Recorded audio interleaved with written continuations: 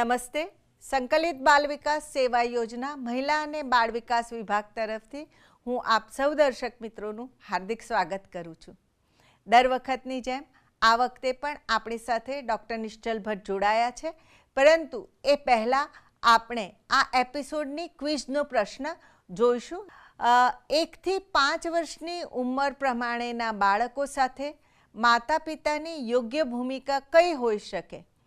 પહેલું, ડાયરેક્ટિંગ એટલે દિશા નિર્દેશ કરતું, કોચ એટલે શીખવનાર તરીકેની, સપોર્ટિવ એટલે સાથ સહકાર આપવાની અને લેવાની, અને ડેલિગેટિવ એટલે કે બાળકને સ્વતંત્ર નિર્ણય લેવાની છૂટ આપવી. આમાંથી જે ભૂમિકા યોગ્ય હોય એ પ્રશ્નનો જવાબ આપ અમને આપી શકો છો, જેનો નંબર અત્રે પ્રદર્શિત કરવામાં આવી રહ્યો છે 92 27 85 90 86. આપ શરૂઆતથી અંત સુધી આ એપિસોડ નિહાળશો અને આપ સર્વ દર્શક મિત્રો આ ક્વિઝમાં ભાગ લેશો એવી આશા છે. હવે આપણે આપણું આગળનું સેશન વધારીએ. નમસ્તે. સંકલિત બાલ વિકાસ સેવા યોજના મહિલા અને બાળ વિકાસ વિભાગ તરફથી હું આપ સર્વ દર્શક મિત્રોનું આ એપિસોડમાં સ્વાગત કરું છું. આપણી સાથે આજે સ્ટુડિયોમાં ડૉક્ટર નિશ્ચલ ભટ્ટ ઉપસ્થિત છે. ગત એપિસોડમાં એમના દ્વારા આપણને ભાવનાત્મક અને સામાજિક વિકાસ બાળકનો કઈ રીતે કરી શકાય અને એમાં કયા પ્રકારની આપણે વાતાવરણ પૂરું પાડવું જોઈએ તે અંગે પણ માર્ગદર્શન મેળવ્યું.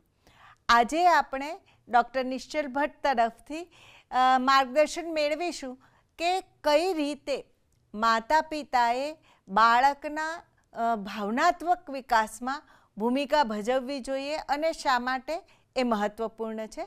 આપ અમારા દર્શક મિત્રોને આ અંગે માર્ગદર્શન આપો. બાળક માટે, બાળકના એક્ઝિસ્ટન્સ માટે, બાળકની હયાતી માટે મા બાપની ભૂમિકા ખૂબ જ અગત્યની છે. એ ન હોય તો બાળક આવે જ નહીં. હવે જ્યારે મા બાપનું બાળક સાથે ભાવનાત્મક જોડાણ ન હોય તો ઇમોશનલ અને સોશિયલી ઘણા બધા પ્રશ્નો આગળ જતાં નડતા હોય છે. એક સિમ્પલ એક્ઝામ્પલ આપું. ગંગા નદી વહે છે અને એનું સ્ત્રોત છે કૈલાશ પર્વત. હવે કૈલાશ પર્વતને કંઈક થાય અને ત્યાંથી ગંગા આવતી બંધ થઈ જાય તો ગંગા નદી વહેશે નહીં, સુકાઈ જશે. એવી જ રીતે બાળક માટે એની હયાતી જે છે એ મા બાપને લીધે છે. એટલે મા બાપ સાથેનું એ ભાવનાત્મક જોડાણ જો 100% ખૂબ જ પાવરફુલ હશે અને મા બાપ બાળક સાથે અને બાળક મા બાપ સાથે એ રીતે ઇમોશનલી કનેક્ટેડ હશે, જેને ફેમિલી કનેક્ટેડનેસ કહેવાય, તો એ બાળકને માનસિક રીતે, શારીરિક રીતે, આધ્યાત્મિક રીતે અને સોશિયલી ખૂબ જ સરસ રીતે પાવરફુલ નાગરિક તરીકે બહાર નીકાળવામાં મદદ કરશે. માટે મા બાપની ભૂમિકા એવી અગત્યની છે કે જો એ શરૂઆતના વર્ષોમાં જ એ ભાવનાત્મક જોડાણ બાળક સાથે બનાવી લે તો એ એમની જિંદગી દરમિયાન અને બાળકની જે જીવન છે એ સમય દરમિયાન ખૂબ જ હેલ્પફુલ, મદદરૂપ અને યુઝફુલ થતી હોય છે. એટલા માટે આ ભાવનાત્મક જોડાણ જે છે એ ખૂબ જ અગત્યનું થઈ રહે છે. સર, આપે ખૂબ સુંદર રીતે એક ઉદાહરણ આપીને સમજાવ્યું. આ જો આપણે સમજી લઈએ તો આપણા બાળકનો જે ઉદ્ગમ છે એ માની કૂખમાંથી છે અને વાલી તરીકે આપણી સાથેનું જોડાણ ખૂબ જરૂરી છે. પણ આ જોડાણ કઈ રીતે આપણે સુંદર રીતે જાળવી શકીએ, કરી શકીએ, એ માટેનું જો એક માર્ગદર્શન મળે તો આપણને ખ્યાલ આવે કે ખરેખર આપણે જે રીતે અત્યારના બાળ ઉછેર કરી રહ્યા છે એ યોગ્ય છે કે કેમ. બિલકુલ. એટલે આ ભાવનાત્મક જોડાણ જે છે મા બાપ સાથેનું એ બાળકના જન્મતાથી તરત શરૂ થવું જોઈએ. આપણે જે એક્સક્લુઝિવ બ્રેસ્ટ ફીડિંગની વાત કરીએ છીએ એ એક્સક્લુઝિવ બ્રેસ્ટ ફીડિંગમાં એક સૌથી વધારે ઇમ્પોર્ટન્ટ મેસેજ છે કે બાળકના જન્મના 1 જ કલાકની અંદર માતાનું ધાવણ બાળક માટે શરૂ કરવું જોઈએ. હવે એના પાછળના સાયન્ટિફિક રીઝન તો ઘણા જ હશે, પણ આ જે ભાવનાત્મક જોડાણ જે છે ને એનું એક અગત્યનું એ રીઝન છે. બાળકનો જે ભાવનાત્મક વિકાસ છે એ બાળકના જન્મતાની સાથે તરત શરૂ થવું જોઈએ. આપણે જે એક એક્સક્લુઝિવ બ્રેસ્ટ ફીડિંગની વાત કરીએ છીએ એમાં જે સૌથી ઇમ્પોર્ટન્ટ નિયમ છે એ નિયમ છે કે બાળકના જન્મના 1 કલાકની અંદર માતાનું ધાવણ શરૂ કરવું ખૂબ જ જરૂરી છે. એની પાછળના સાયન્ટિફિક કારણો ઘણા હશે, ન્યુટ્રિશિયસ કારણો ઘણા હશે, પણ સૌથી અગત્યનું કારણ જે છે કે માતાનું બાળક સાથે ભાવનાત્મક જોડાણ શરૂ થાય છે. કારણ કે 1 જ કલાકની અંદર બાળક જાગ્રત હોય છે, એની આંખો ખુલ્લી હોય છે, એ માતાની નજીક જાય છે ત્યારે માતાનો ફેસ જોઈ શકે છે, બાળકની સાથે સ્કિન ટુ સ્કિન કોન્ટેક્ટ થાય છે અને ત્યારથી એ માતા સાથે બાળકનું એક ભાવનાત્મક જોડાણ શરૂ થાય છે. એના પછી બાળકને પહેલાં 6 મહિના દરમિયાન દર 2-2.5 કલાકે બાળકને જ્યારે માતા બ્રેસ્ટ ફીડિંગ કરાવે છે ત્યારે એ બાળકની સાથે વાતચીત કરતી હોય, એના હાથને હલાવતી હોય, એના ફેસને હલાવતી હોય, એના માથા પર હાથ ફેરવતી હોય. આ બધી જ વસ્તુઓ માતાને બાળક સાથે એક ભાવનાત્મક જોડાણ શરૂ કરે છે, જે બાળકને પોતાને એક સિક્યોરિટીની ફિલિંગ આપે છે કે હું આ જે વ્યક્તિ છે એની સાથે સિક્યોર છું. અને એ ઇમોશનલ બોન્ડિંગ, એ ઇમોશનલ વનનેસ એ બાળકને ઘણું સેલ્ફ કોન્ફિડન્સ ડેવલપ કરતું હોય છે. 6 મહિના પછી જ્યારે માતા બાળકને ઉપરનો ખોરાક શરૂ કરે છે ત્યારે પણ ખવડાવતી વખતે માતા બાળક સાથે વાતો કરે એ બહુ જ અગત્યની વસ્તુ છે. અત્યારે આપણે એવું જોઈએ છીએ કે બાળક ખાતું નથી હોતું તો આપણે એને સ્ક્રીન બતાવીએ છીએ, યુટ્યુબ બતાવીએ છીએ, વિડીયોઝ બતાવીએ છીએ. એને બદલે માતા બાળક સાથે સતત વાતચીત કરે, એ કમ્યુનિકેશન ખૂબ જ જરૂરી હોય છે. જેમ જેમ બાળક મોટું થતું જાય છે એમ બાળક સાથે વાતો કરવી ખૂબ જ અગત્યની છે. એમાં પિતાનો રોલ પણ ખૂબ જ અગત્યનો છે કે પિતા પણ બાળક સાથે એક પિતા તરીકે વાતચીત કરે છે, એની સાથે સમય પસાર કરે છે. અમુક પ્રકારની રમતો જેમ જેમ બાળક મોટું થાય એમ રમતો શીખવાની શરૂઆત કરે છે. દરેક ડેવલપમેન્ટલ સ્ટેજમાં અલગ અલગ રીતે જો ટાઈમ સ્પેન્ડ કરવામાં આવે બાળકની સાથે, જેને આપણે ક્વોલિટી સમય કહીએ, તો એ બોન્ડિંગ ક્રિએટ કરે છે અને ધીરે ધીરે એ બાળકમાં આત્મવિશ્વાસ આવતો જાય છે કે આ ઘર છે, આ મારા માતા છે, આ મારા પિતા છે અને એમની સાથે રહીને હું સેફ છું, સિક્યોર છું અને મને કોઈપણ પ્રકારની તકલીફ નહીં પડે. તો એ બાળકમાં આત્મવિશ્વાસની બી શરૂઆત ઘણી થતી રહેતી હોય છે. એ ઉપરાંત આપણી પાસે ઘણી બધી પંચતંત્રની વાર્તાઓ છે, અકબર બિરબલની વાર્તાઓ છે, મિયાં ફુસ્કીની વાર્તાઓ છે, જે નાની નાની વાર્તાઓમાં વાર્તાની સાથે ઘણો બોધ પણ હોય છે. એટલે બાળક જ્યારથી સમજનું થાય, બોલતું થાય, અન્ડરસ્ટેન્ડ કરતું થાય ત્યારે 3જા, 4થા, 5મા, 6ઠા વર્ષ દરમિયાન આ સ્ટોરી ટેલિંગ પણ ખૂબ જ અગત્યની વસ્તુ થઈ જાય છે. અને ફિઝિકલ પ્લે, એને જે ગમતી રમત છે એમાં જો ફાધર પણ સમય કાઢીને એની સાથે રમે તો બાળક ઘણી વખત પોતાના ઇમોશન્સ જે છે એ આ રમત દરમિયાન બહાર કાઢતું હોય છે. એટલે આ જન્મથી માંડીને શરૂઆતના જે 5-6 વર્ષનો સમય છે એમાં જો માતા પિતા કોન્શિયસલી બાળકની સાથે કનેક્ટ થઈ અને સમય પસાર કરશે તો આ બોન્ડિંગ એટલું પાવરફુલ થશે કે આગળ જતાં એ જ બોન્ડિંગ માતા પિતાને અને બાળકને બંનેને સમાજમાં આગળ કાર્ય કરવા માટે ખૂબ જ મદદરૂપ થતું હોય છે. આપે ખૂબ સરસ રીતે કહ્યું. આ જે વસ્તુઓ છે બહુ વૈજ્ઞાનિક ઢબે આંગણવાડીમાં જે સેવાઓ આપવામાં આવી રહી છે એને ડિઝાઇન કરવામાં આવી છે. ખરેખર એક પદ્ધતિસર, એક વૈજ્ઞાનિક ઢબે આ તમામ સેવાઓ આપવામાં આવી રહી છે, જેનો ખરેખર તમામ માતાઓએ, પિતાએ આવી અને લાભ લેવો જોઈએ અને એના કારણે એમના બાળકનો જે વિકાસ છે એ ખૂબ સુંદર રીતે થાય છે અને એક આપણે સકારાત્મક નાગરિકને ઉછેર કરી રહ્યા છે. બિલકુલ. એ ભૂમિકા પણ સમજવા જેવી છે. તો આપે કહ્યું એમ કે શરૂઆતના વર્ષોમાં માતા પિતા બાળકને સુરક્ષિત અનુભવ થાય તે પ્રકારનું વાતાવરણ પૂરું પાડે, તે પ્રકારે માતા પિતા બાળક સાથે વર્તન કરે એ ખૂબ મહત્ત્વનું છે. પણ એની સાથે સાથે બાળક જેમ જેમ મોટું થતું જાય છે એ પ્રમાણે શું માતા પિતાની ભૂમિકા પણ બદલાતી હોય છે? બિલકુલ. આ પ્રશ્ન તમે ખૂબ જ સરસ પ્રશ્ન કર્યો. કારણ કે ઘણી વખત આપણે એવું સમજતા હોઈએ છીએ કે બાળકના જન્મથી 15-20 વર્ષ સુધી થાય ત્યારે માતા પિતાની એક જ પ્રકારની ભૂમિકા હોય, પરંતુ એવું નથી હોતું. જેમ જેમ બાળકની સમજ બદલાતી જાય છે, એ ઇન્ડિપેન્ડન્ટ થતું જાય છે, એ પોતાની રીતે વિચાર કરતું થાય છે, એમ માતા પિતાની પણ ભૂમિકા બદલાતી રહેવી જોઈએ. આપણે ગયા એપિસોડમાં 4 અલગ અલગ પ્રકારની પેરેન્ટિંગ સ્ટાઇલની વાત કરી હતી. આજે આપણે જે વાત કરીશું કે જેમ કે બાળક પહેલાં 5 વર્ષનું, જન્મથી 5 વર્ષનું હોય તે સમય દરમિયાન પેરેન્ટની જે માતા પિતાની કે કેરટેકરની જે ભૂમિકા છે ને એ ડાયરેક્ટિંગ ભૂમિકા હોય કે એ સમય દરમિયાન બાળકને એના પોતાના માટે સાચું શું છે ને ખોટું શું છે એની માહિતી નથી હોતી. આ જ સમય દરમિયાન સાયકોલોજીકલી બાળક નેગેટિવ છે, ધાર્યું કરે છે, ધાર્યું ન થાય તો તરત રડવા માંડે છે, જીદ કરે છે ને ટેન્ટ્રમ કરે છે. હવે બાળક જ્યારે ખોટી જીદ કરતું હોય અને પેરેન્ટ બાળકની સાથે ઇમોશનલ કનેક્ટ થઈને એને જેમ કરવું છે એમ કરવા દે તો એ બાળકનો માનસિક અને શારીરિક વિકાસ જેવો થવો જોઈએ એવો નહીં થાય. કારણ કે એને એવું લાગે છે કે હું રડીશ તો મને બધું મળી જશે. પણ ઘરમાં જ એવું વાતાવરણ હોય કે ખોટી જીદ છે તો એ ખોટી જીદ ગમે તે સંજોગોમાં પૂરી ન કરવી તો એને ડાયરેક્ટિંગ પેરેન્ટ કહેવાય. અને એ વખતે પેરેન્ટે ઇમોશનલી ડિસ્કનેક્ટ થઈ અને બાળક માટે એ વખતે જે યોગ્ય છે એ જ કરવું એ બહુ જ અગત્યનું હોય છે. જેમ કે 1.5 મહિને, 2.5 મહિને, 3.5 મહિને આપણે આપણા બાળકને રસીકરણ માટે લઈ જવાનું હોય.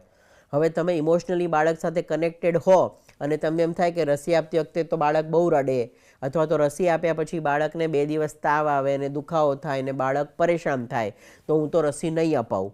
તો એ આપણે ઇમોશનલ થઈ બાળકના માટે જે જરૂરી છે એ નથી કરી રહ્યા, પરંતુ બાળકને સારું લાગે એટલા માટે એનું ભવિષ્ય ભલે અંધકારમય થાય પણ રસીકરણ ન અપાવીએ એવું નહીં કરવાનું. હવે 5 વર્ષ પછી 10 વર્ષની વચ્ચેનો જે ગાળો છે એ ટ્રાન્ઝિશનલ ફેઝ છે કે જે સમય દરમિયાન બાળક સમજતું થયું છે, એને પોતાની ઇન્ડિવિજ્યુઅલ આઈડેન્ટિટીની ખબર પડે છે, પણ છતાં એના ભવિષ્ય માટે સાચું શું ને ખોટું શું એ ખબર નથી. એટલે એ સમય દરમિયાન પેરેન્ટની ભૂમિકા એક કોચ તરીકેની ભૂમિકા થઈ જાય છે. કોચ એટલે શું કે બાળકને ઘણી વખત ઘણી વસ્તુ કરવી નથી ગમતી હોતી, પરંતુ પેરેન્ટે ફરજિયાત એ વસ્તુ કરાવવી પડે. આંગણવાડી વર્કરે એ વસ્તુ ફરજિયાત કરાવવી પડે. બાળકને શરૂઆતમાં કદાચ ભણવા બેસવું ન ગમતું હોય અથવા અમુક પ્રકારના ડિસિપ્લિનમાં રહેવું ગમતું ના હોય કે અમુક પ્રકારની ડિસિપ્લિનમાં રમત કરવી ગમતી ના હોય તો પણ એ વખતે આપણે પ્રેમથી સ્ટ્રિક્ટ થઈને એને એ વસ્તુ કરતાં શીખવાડવી પડે. એને કોચની ભૂમિકા કહેવાય. તો જેમ જેમ બાળક મોટું થતું જાય એમ 10 થી 15 વર્ષની વચ્ચે સપોર્ટિવ પેરેન્ટની ભૂમિકા હોય અને 15 વર્ષ પછી એક ડેલિગેટિંગ એટલે હવે બાળક ઇન્ડિપેન્ડન્ટ થઈને એની રીતે બધું જ કરે. આપણે દરેક વસ્તુમાં ઘોંચપરોળ ન કરીએ, દરેક વસ્તુમાં રોકટોક ન કરીએ. એ પ્રકારનું જો ફેઝ વાઇઝ પેરેન્ટિંગ થાય ને તો એ પેરેન્ટિંગ ખૂબ જ સરસ થશે. માટે પહેલાં 5 વર્ષ દરમિયાન ડાયરેક્ટિવ પેરેન્ટિંગ હોય અને પછી 5 વર્ષ એટલે 5 થી 10 વર્ષની વચ્ચે એક કોચ તરીકેનું પેરેન્ટિંગ હોય તો એ પાવરફુલ પેરેન્ટિંગ થાય અને એને કારણે બાળકને ખબર પડે કે આમાં મારી ભૂમિકા શું છે, મા બાપની ભૂમિકા શું છે અને એ બેની વચ્ચેનું જે બોન્ડિંગ છે એ ખૂબ જ પાવરફુલ અને મજબૂત એવું થઈ જતું હોય છે. આપે જે પ્રકારે કહ્યું કે 4 પ્રકારની એક પેરેન્ટિંગ એટલે માતા પિતાની ભૂમિકા ઉંમર પ્રમાણે બદલાતી હોય છે. હવે આ ભૂમિકાની આપણે વાત કરી પણ એ ભૂમિકામાં ખરેખર શું કરવું જોઈએ અથવા તો કેવી રીતે બાળકો સાથે વર્તન હોવું જોઈએ એની થોડીક વિગતે માહિતી આપ આપો તો. ના બિલકુલ, એટલે તમે જે પ્રશ્ન કર્યો એ ખૂબ જ સરસ છે કારણ કે હું જે આ બોલ્યો ને એ એક પ્રકારની થિયરી કહેવાય પણ એને આપણે પ્રેક્ટિકલી કેવી રીતે રોજબરોજની લાઈફમાં ઉપયોગ કરી શકીએ એના હું બહુ જ સિમ્પલ સાદા ઉદાહરણ આપીશ. શરૂઆતમાં મેં કીધું એમ કે એક્સક્લુઝિવ બ્રેસ્ટફીડિંગ કરતી વખતે બાળક સાથે વાતચીત, ફાધર પાસે સમય હોય તો સ્ટોરી ટેલિંગ કરી શકે. આ ઉપરાંત આપણા ગુજરાતીમાં એક કહેવત છે કે જે ઘર સાથે બેસીને જમે એ સાથે બેસીને હંમેશા સાથે રહે. એટલે આખા દિવસનો એક મીલ ટાઈમ, એક ભોજનનો સમય એવો હોવો જોઈએ કે જ્યારે બાળકો અને મા બાપ સાથે બેસીને વાતચીત કરતાં કરતાં જમે તો એ પણ બોન્ડિંગ ખૂબ સરસ ડેવલપ થઈ શકે. ઉપરાંત ઘરમાં એક સમય એવો હોવો જોઈએ કે કોઈક સ્પિરિચ્યુઅલ રિચ્યુઅલ, આરતી થાય કે કોઈ પણ સદગ્રંથની વાંચન થતું હોય અથવા તો બાળકની સાથે એનો દિવસ કેવો ગયો એ પ્રકારની વાતચીત થતી હોય, મા બાપનો પોતાનો દિવસ કેવો ગયો એની વાતચીત થતી હોય. તો એ જે ક્વોલિટી ટાઈમ જે છે, સાથે રમે, સાથે જમે અને સાથે ભજન કરે, એ ઘર હંમેશા એક રહેતું હોય છે. એ આપણે ગુજરાતીમાં બહુ વખતથી સાંભળતા આવ્યા છીએ અને જે ઘરે આ વસ્તુ કરી છે એને એક્સપિરિયન્સ પણ છે કે મતભેદ થતા હોય પણ મનભેદ ન થાય, કારણ કે એ બધું એકબીજા સાથે સમજીને એ સમય પસાર કરતા હોય છે. આ ઉપરાંત મા બાપે સમય કાઢીને બોર્ડ ગેમ બાળકો સાથે રમવી જોઈએ. જે બોર્ડ ગેમમાં બાળકને કંઈક વિચાર કરતું હોય, એ ખોટું કરતો હોય તો આપણે એને સમજાવી શકીએ. આપણે ખોટું કરીને પણ એને બતાવી શકીએ કે જો આ મેં ખોટું કર્યું તો એનો રસ્તો આ રીતના થયો. સાપ સીડીની રમત છે, બહુ જ સાદી રમત હોય છે, પણ એ રમત રમતા પણ બાળકને આપણે રમતા પણ શીખવાડી શકીએ, સ્પોર્ટ્સમેન સ્પિરિટ પણ શીખવાડી શકીએ. એની સાથે બાળકને જીવનનો ઉતાર ચઢાવ કેવી રીતના આવે એ પણ સમજાવી શકીએ. અને એને કારણે મા બાપની સાથેનું જે બોન્ડિંગ છે એ ખૂબ જ મજબૂત થતું હોય છે. સારી બુક્સ જે છે, જેમાં જીવન ચરિત્રો હોઈ શકે, કોઈ પણ આપણે ધાર્મિક ગ્રંથ હોય એનું વાંચન સાથે કરવામાં આવે. બાળક વાંચતું થાય પછી બાળક વાંચન કરીને મા બાપ સાંભળે. જ્યાં સુધી બાળક વાંચતું ના થાય ત્યાં સુધી મા બાપ વાંચે અને બાળક સાંભળે. તો આપણે એને ગુજરાતીમાં ઘર સભા પણ કહી શકીએ કે 15, 20, 25 મિનિટ આખું ફેમિલી ભેગું થઈ અને દિવસ દરમિયાનની શું થઈ એની વાતચીત કરે.